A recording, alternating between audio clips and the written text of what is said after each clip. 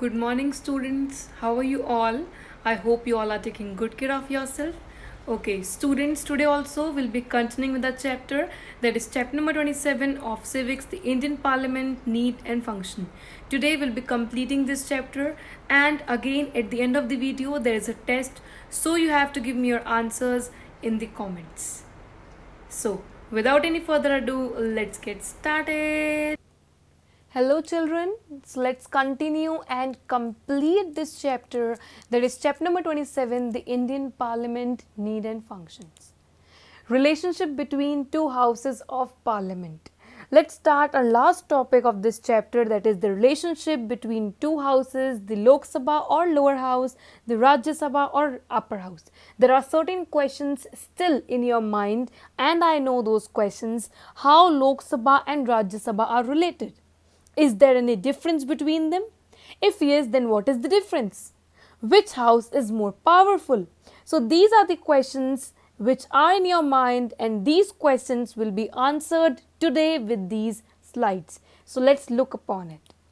Theoretically, both the houses have equal powers, but we cannot forget the fact that Lok Sabha represents people and Rajya Sabha represents states. Theoretically, we talk about both the house, that is Lok Sabha and Rajya Sabha, are at same stake. They are at same position, but we should not forget the fact that Lok Sabha is called the House of People. We people directly elect the members of Lok Sabha, and Rajya Sabha is the Council of States. Members are elected indirectly in Rajya Sabha. So it makes it very clear that Lok Sabha is at higher level than Rajya Sabha. Let's study the difference between both in detail. We will be differentiating Lok Sabha and Rajya Sabha on two bases. The first one is legislative matter and the second one is executive matter. So we'll be differentiating between Lok Sabha and Rajya Sabha, and with this differentiation you will come to know that which house is more powerful, and if it is more powerful, then what are the reasons behind that. So let's start. Legislative matter, or we can say difference over the legislative matter. Ordinary bills. देखो basically legislative matters में हम दो bills की बात करेंगे, to bills की बात करेंगे. फर्स्ट है ऑर्डिनरी बिल, सेकेंड है मनी बिल. इनके मीनिंग क्या है, इन दोनों बिल्स को के ऊपर लोकसभा राज्यसभा की क्या रिस्पॉन्सिबिलिटी है, क्या रोल है, ये बिल्स कहाँ से ओरिजिनेट होते हैं, तो ये सब कुछ हम इन दो बिल्स के बारे में पढ़ने वाले हैं, जो है लेजिस्लेटिव मैटर में ordinary bill and money bill. So we'll be discussing both these bills in detail. Ordinary bill. An ordinary bill can originate in either of the House of Parliament. It must be passed by both the houses. In case of deadlock, it is resolved in joint session of both houses with Speaker of Lok Sabha in the chair. Due to double membership, it is the will of Lok Sabha that prevails. कुछ समझ नहीं आया ma'am, क्या बोला आपने, मैं बताती हूँ, डोंट वरी. ऑर्डिनरी बिल में वो सारे, पहले तो मीनिंग करते हैं ऑर्डिनरी बिल का. ऑर्डिनरी बिल में वो सारे मैटर्स आते हैं जो फाइनेंस या कॉन्स्टिट्यूशनल अमेंडमेंट से रिलेटेड नहीं होते हैं. बेसिकली हम बिल्स यहाँ पे ऑर्डिनरी और मनी बिल कर रहे हैं. बेसिकली बिल्स जो हैं वो 4 टाइप्स के होते हैं. ऑर्डिनरी बिल होता है, मनी बिल होता है, फाइनेंस बिल होता है और कॉन्स्टिट्यूशनल अमेंडमेंट बिल होता है. ठीक है, कॉन्स्टिट्यूशनल अमेंडमेंट बिल में कॉन्स्टिट्यूशन में क्या अमेंडमेंट्स होने वाले हैं, क्या चेंजेस आने वाले हैं, वो करते हैं. और मनी बिल में जो मनी रिलेटेड मैटर्स होते हैं उनको डिस्कस किया जाता है. फाइनेंशियल बिल में मनी और नो मनी रिलेटेड मैटर्स को डिस्कस किया जाता है. और ऑर्डिनरी बिल्स में जो इन 3 बिल में नहीं किया जाता वो मैटर्स ऑर्डिनरी बिल्स में आते हैं. समझ आ गया ऊपर ऊपर से कि ऑर्डिनरी बिल्स में वो सारे मैटर्स आते हैं जो फाइनेंशियल, मनी और कॉन्स्टिट्यूशनल अमेंडमेंट बिल में नहीं आएंगे. तो बाकी सारे रिमेनिंग मैटर्स किस में आ जाएंगे, ऑर्डिनरी बिल में आ जाएंगे. ठीक है, अब आगे देखते हैं. ऑर्डिनरी बिल की हम बात करें तो लोकसभा और राज्यसभा में से कोई भी हाउस प्रेजेंट या इंट्रोड्यूस कर सकता है ऑर्डिनरी बिल को. पर जब जॉइंट सेशन होता है, जॉइंट सेशन में मतलब क्या होता है, राज्यसभा और लोकसभा दोनों की मीटिंग होती है. तो लोकसभा और राज्यसभा का जब जॉइंट सेशन होता है, जब इन दोनों की मीटिंग होती है, तो अगर ऑर्डिनरी बिल के रिगार्डिंग डेडलॉक की सिचुएशन आ जाती है, डेडलॉक की सिचुएशन का मतलब क्या है, राज्यसभा के मेंबर्स कुछ बोल रहे हैं, लोकसभा के मेंबर्स कुछ बोल रहे हैं, तो उस कंडीशन में मेजॉरिटी वोट किया जाता है। अब आप लोग जानते ही हैं लोकसभा के मेंबर्स कितने हैं, 545, राज्यसभा के मेंबर्स कितने हैं, 245, तो एंड में किसकी मानी जाएगी, लोकसभा की। तो इससे क्या प्रूव होता है कि डेडलॉक के टाइम पे कौन पावरफुल होगा, बताओ बताओ, हाँ जी, लोकसभा पावरफुल होगा। दोबारा करते हैं, ऑर्डिनरी बिल्स में वो सारे मैटर्स आते हैं जो कॉन्स्टिट्यूशनल अमेंडमेंट, मनी और फाइनेंशियल बिल के अदर्स हो, जो उसके परे हो, जो सारे मैटर्स उसमें नहीं है, उन 3 बिल में नहीं है, वो सारे मैटर्स ऑर्डिनरी बिल में डिस्कस किए जाते हैं। ठीक है, वैसे तो ऑर्डिनरी बिल प्रेजेंट करते हैं, दोनों हाउसेस प्रेजेंट करते हैं, पर जॉइंट सेशन के टाइम पे जब राज्यसभा लोकसभा दोनों एक साथ बैठते हैं, अगर ऐसी बात उठती है कि राज्यसभा का कुछ और ओपिनियन है, लोकसभा कुछ और ओपिनियन है, तो उस सिचुएशन को हम डेडलॉक सिचुएशन कहते हैं। ये डेडलॉक की सिचुएशन सॉल्व कौन करता है, सामने कौन बैठता है, स्पीकर बैठता है लोकसभा का। ठीक है, सॉल्व कैसे होती है डेडलॉक की सिचुएशन, मेजॉरिटी वोट से। अब ये तो ऑब्वियस बात है कि लोकसभा में 545 मेंबर्स हैं, राज्यसभा में 245 मेंबर्स हैं, मेजॉरिटी किसकी जाएगी, लोकसभा की जाएगी। तो इनडायरेक्टली हम क्या कह सकते हैं कि ऑर्डिनरी बिल में जब डेडलॉक की सिचुएशन आती है तो पावरफुल कौन हो जाता है, लोकसभा। समझ आया, ठीक है। अब मनी बिल की बात करते हैं। मनी बिल में सारे मनी मैटर्स आते हैं जो रेवेन्यू एक्सपेंडिचर से रिलेटेड होते हैं, जो मनी मैटर्स डिस्कस किए जाते हैं मनी बिल में। ये हो गया, ठीक है। मनी बिल को इंट्रोड्यूस या प्रेजेंट करने में राज्यसभा की कोई भी पावर नहीं है। In case of money bills the Rajya Sabha has been given virtually no power. Present करना, इंट्रोड्यूस करना, ओरिजिनेट करना, Rajya Sabha is having no power regarding money bill. सारी पावर किसके पास है, money bill can originate only in Lok Sabha. सारी पावर किसके पास है, लोकसभा के पास होती है। In fact, Rajya Sabha has no power to make a change in money bill against the will of Lok Sabha. Rajya Sabha amend change भी नहीं कर सकती मनी बिल को, वो सिर्फ रिकमेंड कर सकती है, सजेस्ट कर सकती है कि जैसे टैक्स के रिगार्डिंग मैटर्स हो गए कि टैक्स में कितना ऑल्टरेशन करना है, टैक्स को कितना चार्ज करना है, कितना इंक्रीज करना है, डिक्रीज करना है। तो राज्यसभा जो है वो सिर्फ रिकमेंड कर सकती है कि ये चेंजेस आप ला सकते हो, पर राज्यसभा के पास कोई भी पावर नहीं है, कोई भी उसके पास उनके पास स्टेक नहीं है कि वो मनी बिल को चेंज कर सके। ठीक है, तो राज्यसभा को लोकसभा की परमिशन चाहिए होती है, और लोकसभा की परमिशन नहीं मिली तो राज्यसभा चेंज नहीं कर सकती, बिल्कुल नहीं कर सकती। But after the period of 14 days the bill is suppose to be passed by Rajya Sabha. अगर 14 days तक मनी बिल पर कोई भी डिसीजन नहीं लिया गया है, ये डेज याद रखना, 14 days तक नहीं लिया गया कोई भी डिसीजन, तो वो मनी बिल अपने आप राज्यसभा को पास कर दिया जाता है और फिर राज्यसभा डिसीजन लेती है। ठीक है, तो इसमें भी पावर किसके पास है या किसके पास होगी, लोकसभा के पास होगी मनी बिल में, क्योंकि राज्यसभा कोई रोल नहीं है। 14 days की एक्सपायरी बहुत ही एक्सेप्शनल केसेस में आता है, पर अगर 14 days तक कुछ भी चेंज, कुछ भी डिस्कशन एंड डिसीजन नहीं लिया गया तो वो मैटर किसके पास चला जाएगा, राज्यसभा के पास चला जाएगा। ठीक है, तो लोकसभा मनी बिल को राज्यसभा को सेंड करती है, उसके बाद प्रेसिडेंट से अप्रूवल मांगती है हर चीज, चाहे वो ऑर्डिनरी बिल हो, चाहे वो मनी बिल हो, कोई भी डिसीजन हो, सबसे आखिरी में प्रेसिडेंट का अप्रूवल चाहिए ही होता है, इसको याद रखना। ठीक है, प्रेसिडेंट का अप्रूवल चाहिए ही होता है। तो राज्यसभा का मनी बिल में क्या रोल है, सिर्फ रिकमेंड करना, सिर्फ रिकमेंड कर सकती है कि आप ये चेंज ला सकते हैं, otherwise Rajya Sabha is not having any virtual power regarding money bill.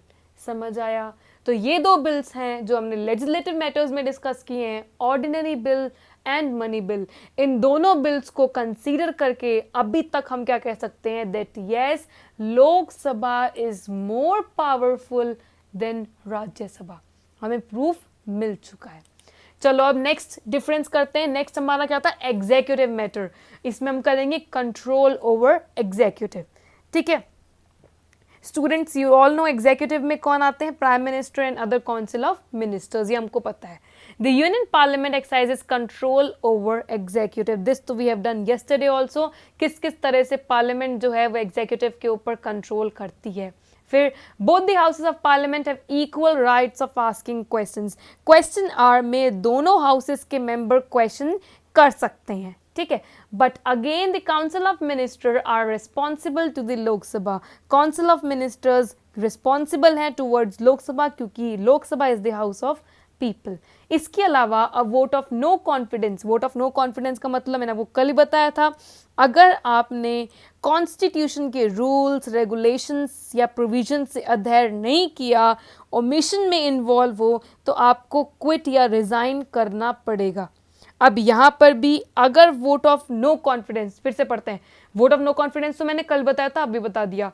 Vote of no confidence passed in Rajya Sabha does not oblige the government to resign, but similar vote passed in Lok Sabha makes it obligatory for the government to quit. अब यहाँ भी अगर vote of no confidence Rajya Sabha ने issue किया है तो जरूरी नहीं कि गवर्नमेंट रिजाइन करे या वो पर्सन करे जिसके ऊपर चार्ज लगा है, पर यही वोट ऑफ नो कॉन्फिडेंस अगर लोकसभा से आया है तो वो गवर्नमेंट को रिजाइन करना पड़ जाएगा. समझे? वोट ऑफ नो कॉन्फिडेंस का मतलब क्या है, आपने रूल्स रेगुलेशंस अपने प्रोविजन से अध्ययन नहीं कर रहे तो वोट ऑफ नो कॉन्फिडेंस के थ्रू रिजाइन करना पड़ जाएगा, आप उस पोजीशन में रहने लायक नहीं माने जाएंगे. अब वो पूरी मिनिस्ट्री भी हो सकती है या एक पर्टिकुलर मिनिस्टर भी हो सकता है, ठीक है. यही vote of no confidence Rajya Sabha pass करती है तो जरूरी नहीं है कि गवर्नमेंट क्विट कर जाएगी, पर लोकसभा ने पास कर दिया तो राज्यसभा का मतलब नहीं है, लोकसभा ने पास कर दिया है, अप्रूवल प्रेसिडेंट का चाहिए ही चाहिए, लोकसभा ने पास कर दिया है तो गवर्नमेंट को क्विट करना पड़ेगा. समझे? तो यहाँ पे भी देख लो, कंट्रोल करने में भी कहीं ना कहीं लोकसभा ज़्यादा पावरफुल है. अब तो आप समझ ही गए होंगे कि लोकसभा और राज्यसभा में कौन ज़्यादा पावरफुल है. This clearly shows that Lok Sabha is having more power than Rajya Sabha. Lok Sabha is more powerful no matter if we take ordinary bill, if we consider money bill, or if we consider the control over executive. Lok Sabha is more powerful than Rajya Sabha. समझ गए? अच्छा, division of subjects between the center and states. ये एक last topic है आपका. इसमें देखो क्या पढ़ेंगे हम. बेसिकली मैंने आपको कल ही पढ़ाया था कि जो लॉ मेकिंग फंक्शन हमने किया था पार्लियामेंट को, उसमें क्या था, यूनियन लिस्ट. हमने 3 लिस्ट के बारे में पढ़ा था. उन लिस्ट में सब्जेक्ट्स को डिवाइड कर रखा है. जो सब्जेक्ट जो मैटर्स होते हैं पूरी कंट्री के, जैसे मैरिज हो गया, एजुकेशन हो गया, स्कूलिंग हो गया, आर्मी हो गया, कॉइनेज हो गया, ये सारे जो मैटर्स होते हैं, इन ये सारे जो सब्जेक्ट्स होते हैं इनको हम डिफरेंट लिस्ट में डिवाइड कर रखा है. Union list, state list, concurrent list. मैंने आपको कल बोला था कि हम इसको डिटेल में करेंगे और आज हम इसको डिटेल में ही करने वाले हैं.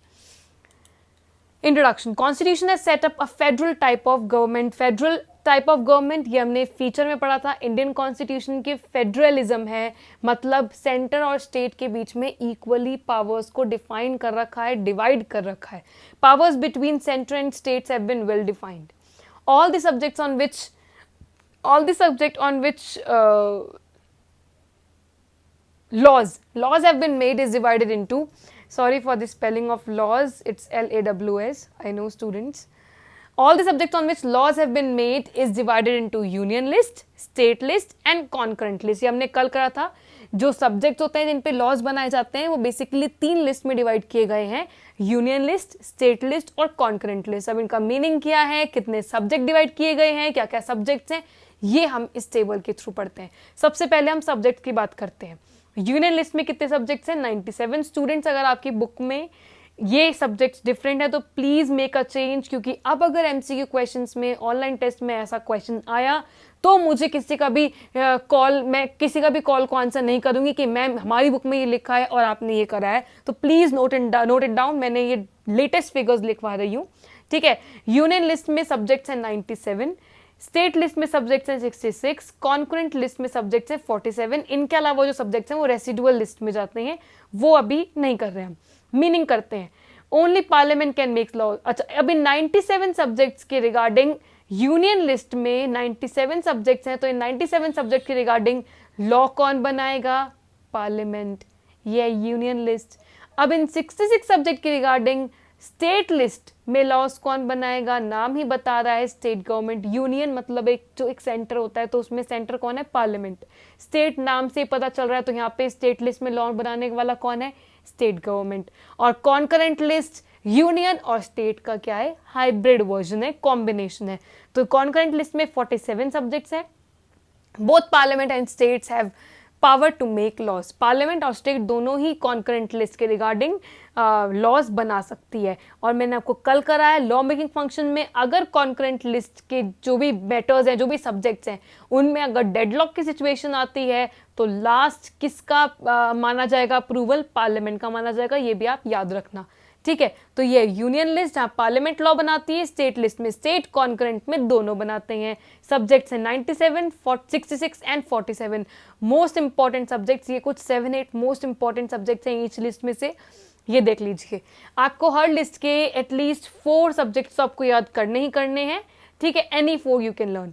Railway, foreign affair, army, telephone, post and telegraphs, coinage, banking and currency, ये आता है यूनियन लिस्ट में। तो इनके रिगार्डिंग लॉस कौन बनाएगा? पार्लियामेंट बनाएगा। स्टेट गवर्नमेंट में, स्टेट लिस्ट में police, hospital, sanitation, agriculture, irrigation, health and land reforms, इनके रिगार्डिंग कौन बनाएगा लॉज? स्टेट बनाएगी। फिर कॉन्करेंट में marriages, medical, newspaper, labour welfare, civil, labour की spelling sorry pardon me, civil and criminal procedures, factories and electricity, तो इनके regarding law कौन बनाएगा? Parliament and state. और कहीं भी अगर डेडलॉक की सिचुएशन आती है तो पार्लियामेंट का अप्रूवल माना जाएगा। So these are the 3 list. ये 3 लिस्ट में डिफरेंट सब्जेक्ट्स जिनके ऊपर लॉज बनते हैं उनको डिवाइड किया गया है। यूनियन में 97 सब्जेक्ट हैं, स्टेट में 66 सब्जेक्ट हैं, कॉन्करेंट में 47 सब्जेक्ट हैं। यूनियन में लॉ पार्लियामेंट बनाता है, स्टेट लिस्ट में लॉ स्टेट बनाती है, कॉन्करेंट में दोनों बनाते हैं। और ये कुछ मोस्ट इंपॉर्टेंट सब्जेक्ट्स हैं, ठीक है। Now, students, let's move on to the test time. How many subjects are there in union list, state list and concurrent list? कितने union list में, state में और concurrent में अलग अलग आपको बताना है in the comments. Subjects कितने हैं, ठीक है। So आंसर की एक्सरसाइज ई, जो रिमेनिंग क्वेश्चंस बच रहे थे वो हमने सारे कर लिए। Question number 6, what is concurrent list? mention 4 subject in this list. So this is all about this question. Exercise E question number 7, describe the power of 2 houses regarding money bill. Money bill में लोकसभा क्या power है, राज्यसभा क्या power है? You have to make this table only, you have to make this kind of table only in your notebook, ठीक है। Rajya Sabha, Lok Sabha, Rajya Sabha. Exercise E question number 9, which of the 2 house is more powerful and how? अब तो आप conclusion पे आ ही गए होंगे कि Lok Sabha is more powerful as compare to the Rajya Sabha, ठीक है। That's it for today. I hope you understood everything, and if you have any doubts or queries, feel free to ask me. Thank you and bye bye.